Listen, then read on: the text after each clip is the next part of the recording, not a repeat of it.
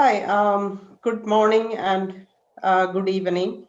So thanks for giving me this opportunity to present today. So I'm here to talk about a case study analysis of parallelizing machine learning application in the cloud with Kubernetes. And you might be asking, why is this a useful case study? Well, you can use it to regression test a newly trained model on a large number of data sets. So as we add more and more processing horsepower into our machine learning hardware, how do we make sure they are utilized more efficiently? What are the challenges and bottlenecks? In today's talk, I will try to address few of those aspects. So without further ado, let us look at the agenda for today's talk. So first, we will be looking at an ML application end-to-end flow. Then I will give a brief introduction of Kubernetes. Next, I will be looking at the case study analysis of the image classification application and scaling it using Kubernetes. And how do you scale the inference from one server node to many? And then we will look into the load balancing aspects and identifying bottlenecks in your deployment pipeline. Finally, we will also look at how to choose between CPUs, GPUs, or other dedicated hardware for performance. Finally, we will look into some next steps and conclusion. Now, let us look at an ML application end-to-end flow. So once you have your hardware, which can be a CPU, GPU, or a dedicated hardware, the next step is the data collection. And as you know, data collection can be a very tedious and time-consuming process. But I think it is an important step because your model is only as good as your data. So sometimes you might have to resort to synthetic data generation or using various tools for data augmentation. So now you have your model and you choose your hardware and you collected your data.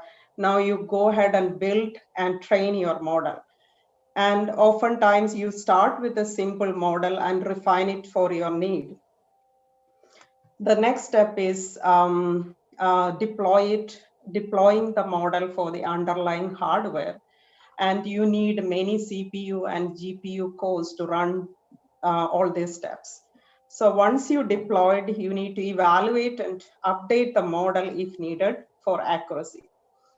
So the key takeaway here is that building a machine learning application involves many steps, and doing all these processing stages in parallel need a lot of processing power which can scale.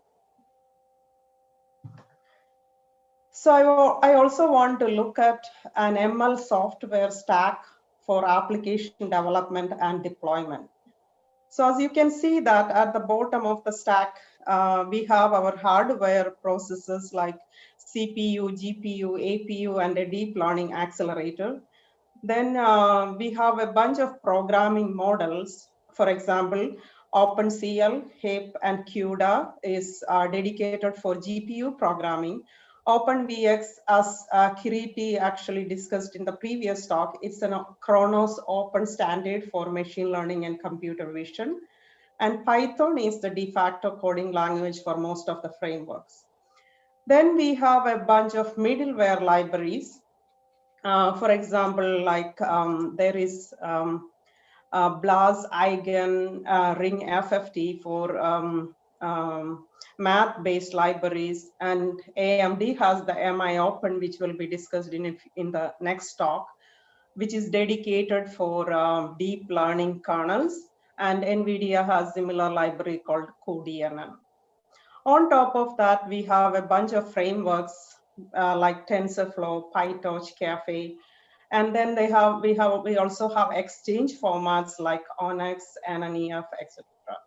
Then we have our cluster deployments like Docker, Kubernetes, Singularity, and Slurm.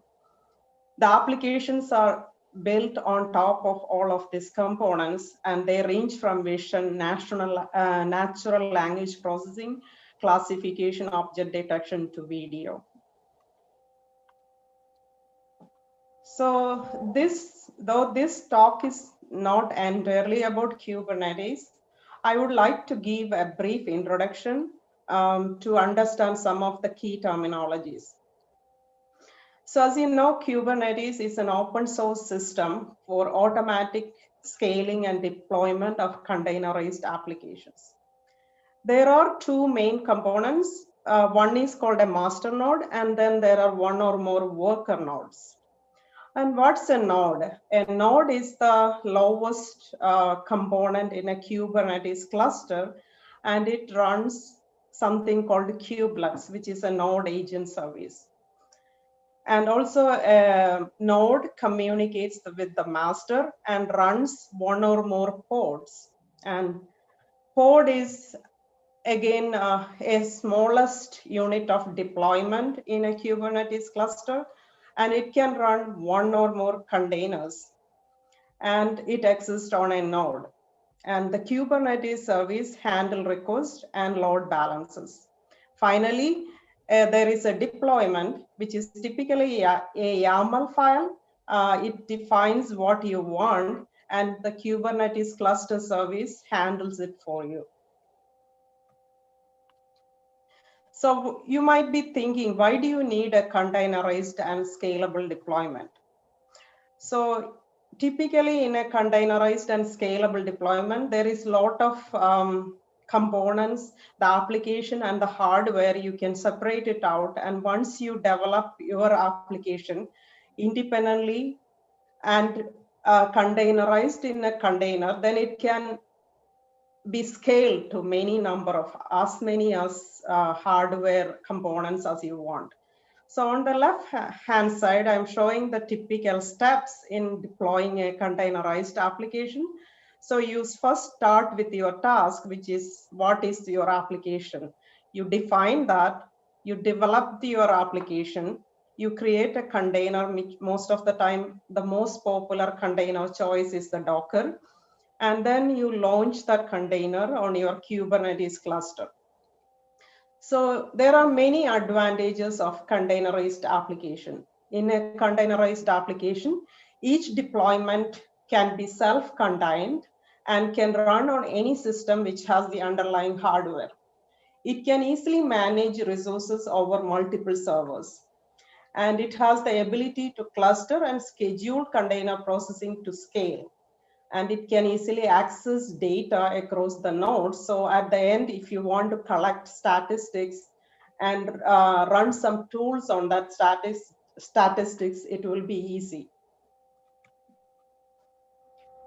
So as I mentioned before, the deployment is specified by a YAML file. And there is typically two kind of YAML file. There is a service YAML and deployment YAML. So let's go through some key terms in the deployment YAML. So here I'm saying that I have a deployment of kind deployment, and the name of the deployment is MIVisionX server, MIVisionX deployment. And here there is another key name called replicas. So this is how I am saying that I want this n replicas. It can be 1 to as many as you want. So it's saying that I want n replicas of my pod in this particular deployment. And then you can specify your containers. So this is the name of my container, and that is the Docker image. The Docker image is MIVisionX/Ubuntu for particular ROCm version. So that's what we are deploying. And there are some other, so you can also specify your environment variable, your command to launch your application, and any kind of like arguments, etc. in here. And there is somehow you need to connect this service YAML to your deployment. So that's through this in the service YAML, I am saying that I am running this MI Vision X deployment service, and I want to launch this YAML, connect this YAML deployment to that service. And there is some different kind of ports in the Kubernetes world. So there is a port which is called a container port here, and that says that is how the Kubernetes cluster talks to each other. So each of the pod has its own port, and in a world of containers and cluster, it thinks of it as its own independent virtual machine. So this cluster talks to each other to the target port, which is same as the container port. And then there is another thing called node port, which is actually the port which is accessible outside the cluster. So if you want to launch your application and somebody wants to talk to that application from outside the Kubernetes cluster, then you have to go through that port, not through the port which is available inside. So I think this is done for security reasons as well, because you don't want your cluster to be visible outside. So now let's look at some load balancing aspects, because as I mentioned before, you want to launch an application in a world of heterogeneous processors, which involves CPU, GPU, or a dedicated hardware. You want to figure out which part of your processing is suitable for CPU versus GPU or other deep learning accelerator. So I am showing a scenario where we are using CPU and GPU for deploying an inference application for image classification. So let me go through the various stages of this pipeline. So first you have to initialize your model, which means that you get a pre-trained model, you initialize all the parameters, and you also need to load the model and weights to the GPU, because GPU will be running some part of the inference for the model. And the next step, the step 2, is transforming input data for the GPU to do the inference. So that is often called pre-processing. It involves decoding and applying many transformations. So you might be doing transformation like sometimes when it is training, you might want to do augmentation like flipping, cropping, changing the brightness, etc. But typically when you have to do inference, pre-processing step involves decoding the input image, resizing to fit the model parameter, and then you might want to do normalization, because most of the models are trained on normalized data. And so those are the main step. And then it has to be probably converted from the pixel values, the raw pixel values, which is often unsigned character, to a float value and in the form of a tensor. So those are the steps in pre-processing. So in this particular case study scenario, we are doing the pre-processing on CPU. As it turns out that CPU is very good. With many cores, you can run all this pre-processing very fast. And once you have the pre-processing done, you need to transfer the data to the GPU for running the inference. And oftentimes you do that through a PCIe bus. I will get into that a little more detail in one of the future slides. GPU runs inference on the model, and as it turns out, the data parallel processors like GPUs are very efficient for running inference on a batch of images because of the largely parallel nature of this computation. So most often it is matrix multiplication going on a large amount of data, which can be all done in parallel. So with GPUs are best suited for that. So once you run the inference, the results are sent back to CPU through the PCIe. And then sometimes you need to do some post-processing to get the useful outcome from your inference output. So what I meant by post-processing in, for example, if you are doing an image classification application, once you do your inference, the output will be the label and the probability for each of your classes which you are doing the classification. So you might need to do argmax or something to get what is your classification for that particular input image. So that is what I meant by the post-processing. And oftentimes the post-processing is not as involved as the pre-processing. So most often in this particular case study, that's again done on the CPU, but because of the serialized nature of post-processing. So let's dissect a bit more into the deployment client-server application. So why I want to go through this is because in our case study application, which is launched on the Kubernetes, there is a client application and there is also a server node. Those are the two main components. And I want to go through this critical path, which is from A through G. So on step A, you are choosing your model parameters and you choose your data set. And we choose a pre-trained model because we are only running inference. And then we go through a setup phase for the server.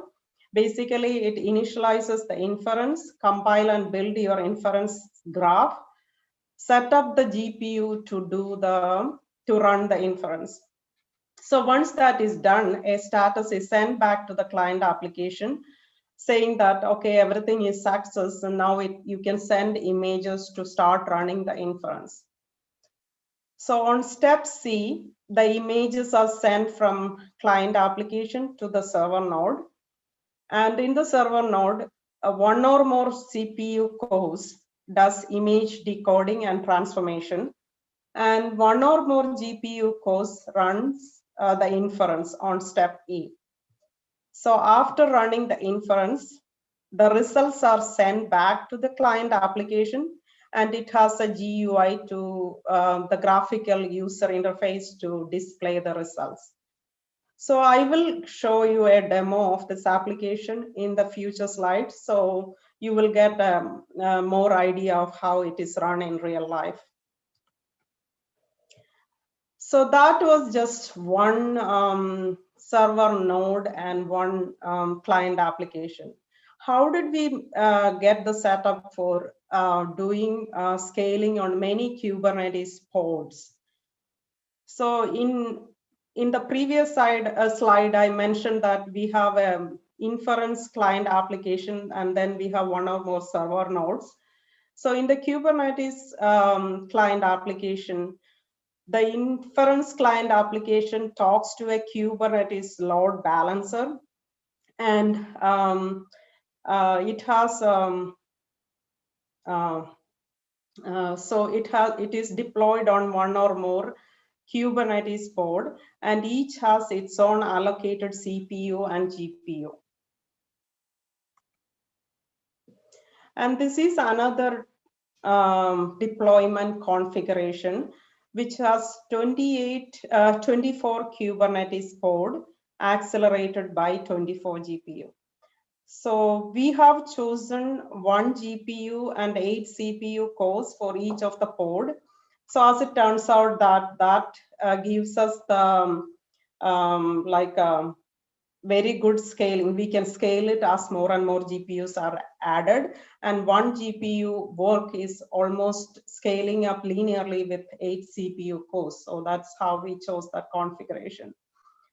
And in one node of the server, we have 8. So you can see this blue dots. There are 8 GPUs in one server nodes.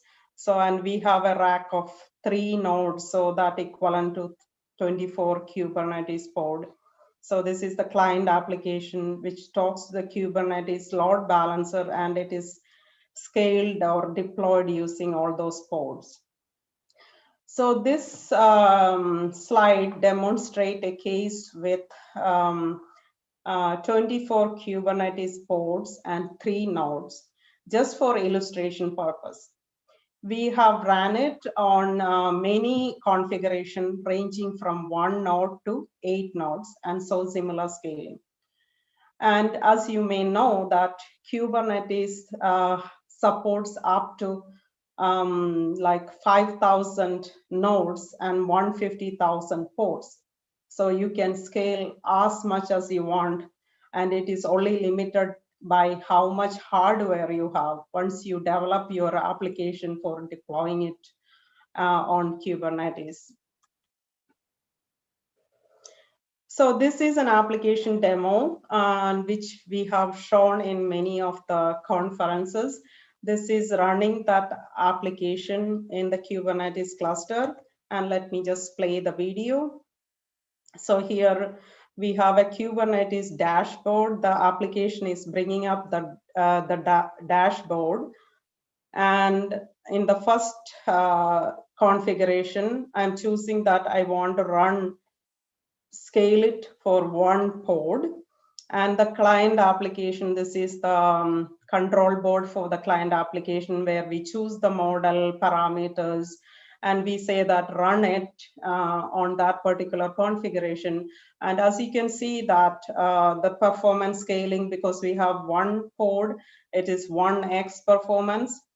And it also displays the number of images processed so far. And this left-hand side is where it is showing all the images going processed and the results of that.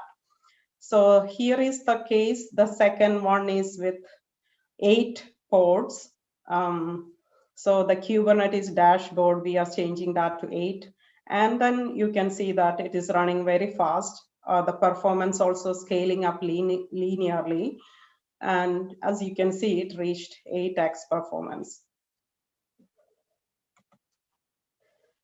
And this is a graph showing the performance. And as you can see that when we start with 1 pod, we have almost 1,000 frames per second.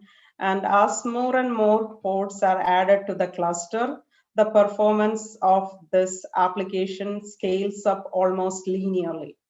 So the maximum performance frames per second we got with 8 GPUs is 10,350, and it went from 1,000 to that as we added more and more pods.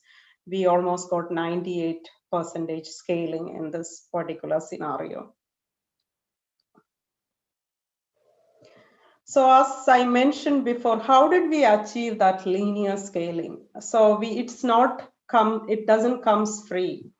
So you need to make sure different steps are taken to remove the bottleneck in the inference server critical path. So we removed most of the bottlenecks in the inference server critical path. First of all, we allocated hardware resource for each pod separately. So in advance, we said that in the Kubernetes YAML file, the limit for each of the pod is 1 GPU and 8 CPU cores.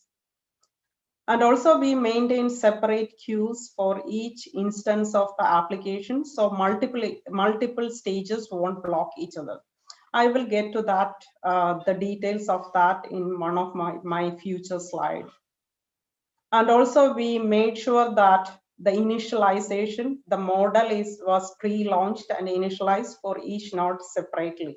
So there is no startup delay. And also we avoided data loading bottleneck by preloading input images for running the inference for each node in advance. Finally, we used a multi-threaded client application that feeds and sends requests for each of the Kubernetes pods with minimal latency.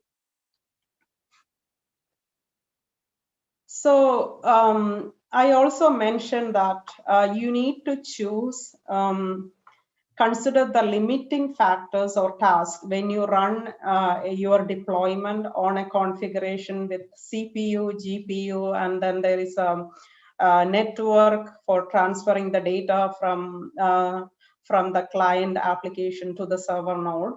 So all of that limiting factors matters when finally when you launch the application. So let us look at the limiting factor for this case study analysis, which is actually running the inference on a ResNet 50 model. And as you know that the model, the input size of the image is 224 by 224. So all these numbers are calculated for that load.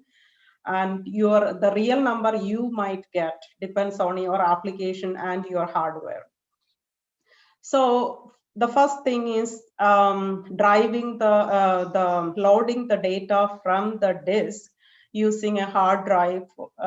For example, if you use an NVMe drive, you get a 3.5 GB per second, which is equivalent of 5,000 frames per second for that 224 by 224 image size.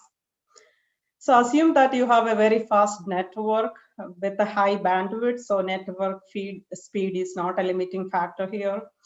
For doing the JPEG decoding, resizing, and converting to tensor, if you have an epic server with which is multi-threaded for 128 cores, you can get 100,000 frames per second for that processing. So that's very fast. And for PCIe bus transfer, if you use PCIe Gen, I think this number is for Gen 3, you can get 50,000 frames per second, which is using 32 GB per second for 16 lanes of the PCIe bus. GPU can run the batched inference on that particular model at 1,200 frames per second. And this is also on Vega 20 or MI50 GPU.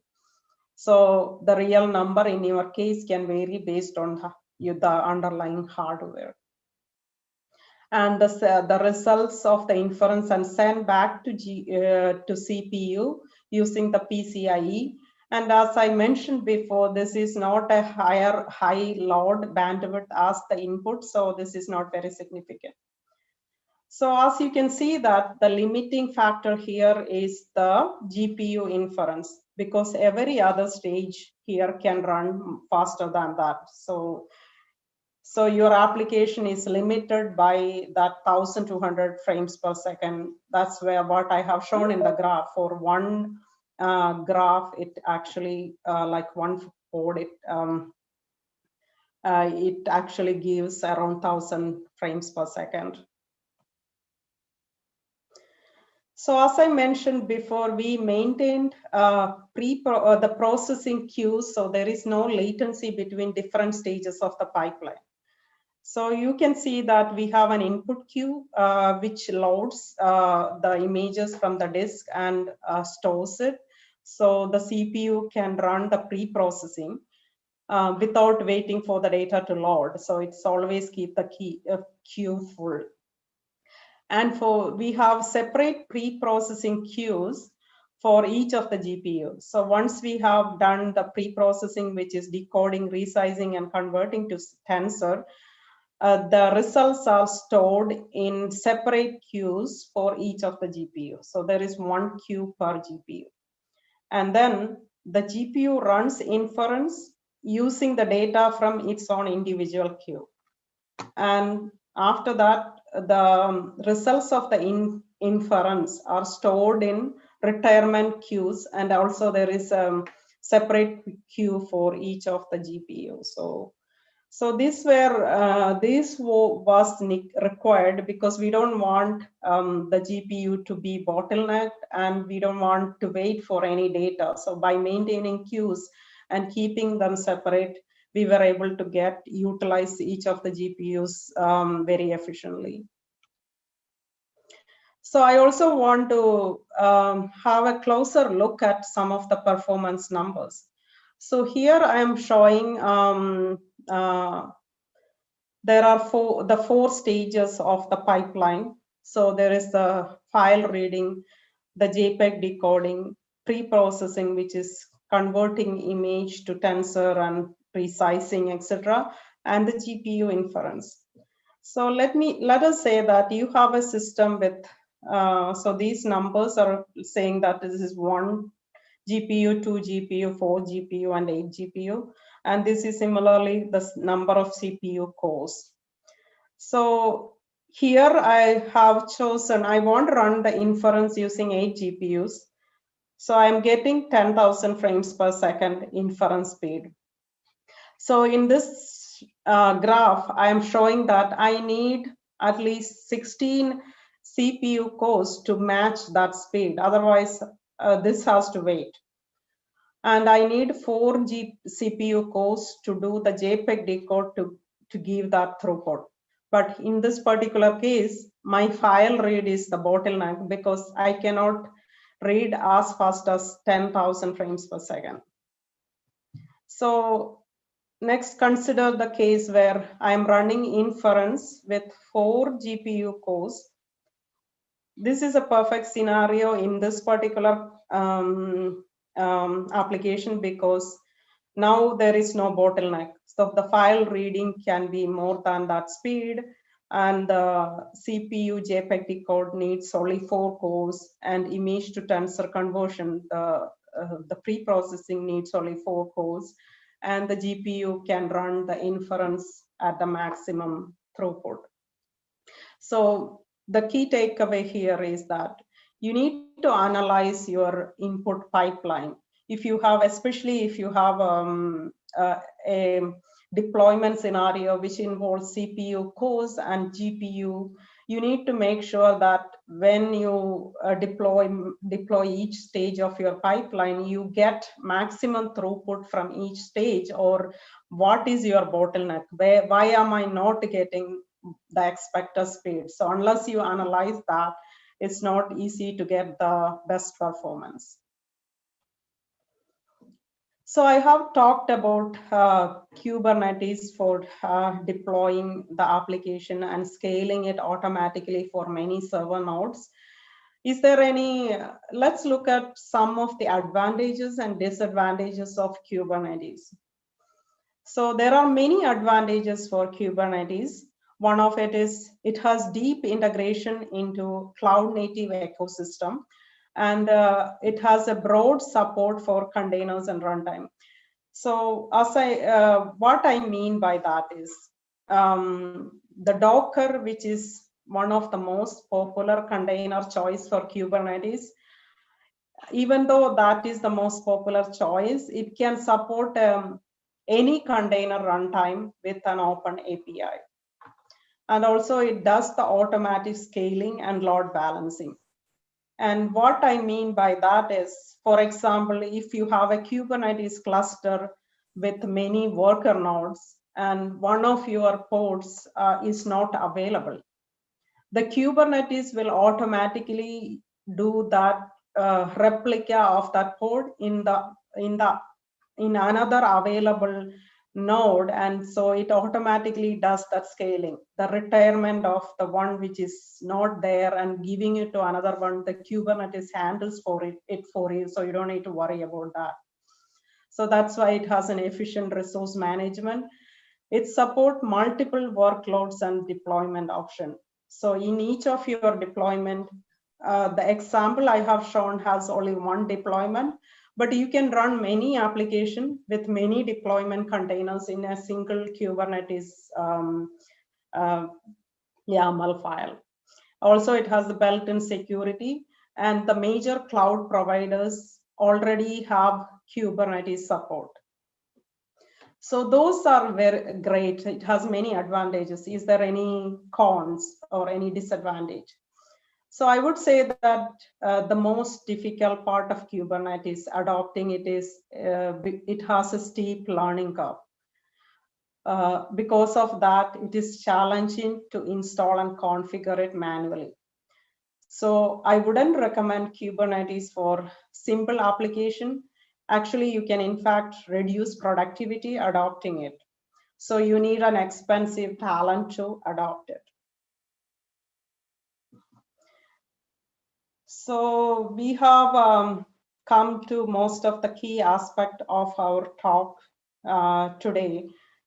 So now that I have gone through how to develop the state-of-the-art machine learning application, our job is not done unless you collect matrices to evaluate your data or your model. This step guarantees that the application performs well given new data. So evaluating the neural net model is an important step because it guarantees that the model will perform well given new data. You might want to use some tools, especially the tools which can visualize your inference outcome to see that did my model perform as good as expected. So we have various tools available in our MI VisionX GitHub repository. Here I'm showing one of such tool, which is called an inference analyzer. It has actually basically what this tools allows you to do is you can choose a pre-trained model. So this picture, the screenshot is showing the Inception V4 model, which is running for FP32. So you can choose your data set and then it will run the inference on that model, and it shows you a number of statistics like how much is percentage is complete, what is the top 1 accuracy, top 5 accuracy, how many images are mismatched. And so that gives you a snapshot of is the model good enough or you need to retrain your model or choose a different model. This also can be used to analyze your data set as well. You can choose different data set and figure out, is your data set good enough for this particular model. So let's look into some final thoughts and conclusion. So as I mentioned before, intelligent load balancing between CPU and GPU can increase the overall throughput of your application. By carefully analyzing the input pipeline and identifying parts that affect the gross performance, the latency can greatly be reduced. And the case study application I have discussed is done for a ResNet 50 model with an image size of 224 by 224. So those were the load balancing aspects were discussed for that. But if you choose a different model or a higher image size, it can tip your workload to weigh on CPU versus GPU or other data parallel processes. So having a lot of flexibility, like have as many cores, CPU cores as needed, as many GPUs are needed, gives you the flexibility to schedule each of your processing stage accordingly. Also, we have learned that maintaining data queues at various stages is essential to reduce the data transfer bottlenecks. And anyone who has done inference or training knows that the smaller batch size lower the latency, but doesn't give you the best performance. Finally, having the right tools to visually analyze the result is key to understand the whole picture. So to conclude, as machine learning takes over many parts of our lives, from protecting people to autonomous driving, we need simple automated ways to deploy and scale those applications. It's very hard for data scientists because they need to analyze and iterate data sets, algorithms, and they have to do that without slowing them down or placing a heavy burden on company resources. So by carefully developing your application for cloud native environment with containers and microservices, scientists can greatly scale those for portability and performance. In essence, machine learning applications is hard to develop and deploy, and there are many steps to achieve the best solution. It's a lot of hard work, a difficult problem to solve, and that's what makes it exciting. And I would say that we are nowhere near done. So these are the references, which is the MI VisionX GitHub page, and I have some references about Kubernetes and the ResNet model. and the disclaimer. And thanks for AMD for giving me this opportunity to talk today. And thank you all for listening. And thank you. Thank you. Let's open up for Q&A. Okay, we are waiting for questions from the participants of our meeting. But I have the first question about successful cases of Kubernetes application. You told only about, for example, image classification task, but what about, for example, image detection or speech recognition or speech understanding? So Kubernetes doesn't have any any restricting for what kind of application you want to deploy on Kubernetes. It is suited for any kind of application which you want to scale. And also in my case study application, I am only showing the Kubernetes usage for inference. And you can also use it for training, because even in training, you want to do like the scale up. So what it provides is it automatically does the scaling for as you have more and more hardware. So that's where it is suited. So whether you want to use it for object detection or natural language processing or video, it depends on your need. The Kubernetes allows you to do it for any kind of application. Thank you. Next, I have another question. Does Kubernetes works good with linear scaling only for AMD devices or for any devices, and for Intel devices, for NVIDIA GPU? Any devices, it would be good for scaling. So the only thing the Kubernetes actually works well when you have a cluster of servers in the Kubernetes cluster, which has all allocated CPU and GPU. So because of that, it can work with any number of multiple processors. So it's not limited to AMD. Thank you. We are waiting for another questions, but no. Well, Raj, thank you for interesting speech, for interesting presentation. We will record it and share YouTube speech and YouTube meeting in the internet in our channel of our Congress. Thank you very much.